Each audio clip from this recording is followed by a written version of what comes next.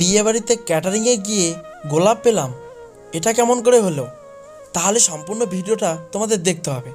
আমার সাথে সাথে আমার ভাস্তাও পেয়ে গিয়েছে। আজকে ছিল আমাদের একটা বিয়ে বাড়ির ভাড়া, তাই ভাস্তা আর আমি বেরিয়ে পড়লাম সেই বিয়ে বাড়ির উদ্দেশ্যে। আজকে বিয়ে বাড়িতে শুধু ছিল কফি মেশিনের ভাড়া। বিয়েটা ছিল আমাদের বাড়ি থেকে মোটামুটি 15 কিলোমিটার দূরে।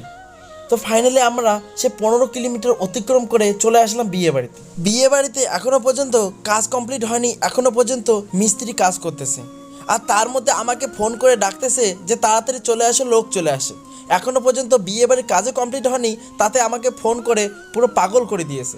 তো বিয়ে বাড়ি এসে ফার্স্ট অফ অল আমি আমার মেশিনটাকে সেট আপ করে নিচ্ছিলাম। মোটামুটি একটু সময় দিয়ে মেশিনটাকে সেট আপ করে নিচ্ছিলাম, এই কারণে যাতে বিয়ে বাড়িতে লোক আসার পরে কোনো রকমের প্রবলেম না হয়।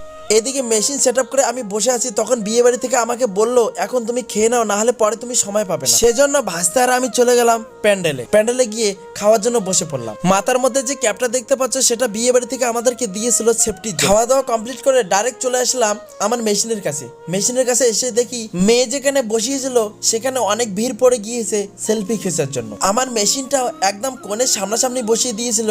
আমার ওখান থেকে পুরো সিনটা দেখা যাচ্ছিল যে কে কি করতেছে আর না করতেছি, তাই আমি স্পষ্টভাবে সেখান থেকে সবকিছু দেখছিলাম।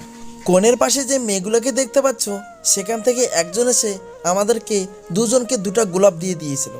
এখন তোমরা গেস করো যে কে দিয়েছে সেই গোলাপ দুটো।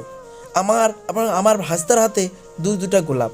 এখন তোমরা গেস করো কে দিতে। মেয়ের বাড়িতে খাওয়া দাওয়া কমপ্লিট হতে না হতে চলে আসলো ছেলেপক্ষ থেকে আসার পরে তাদেরকে খাওয়া দাওয়া কমপ্লিট করার পরেই তাদেরকে বসিয়ে দিয়েছে মালা বদল করার জন্য।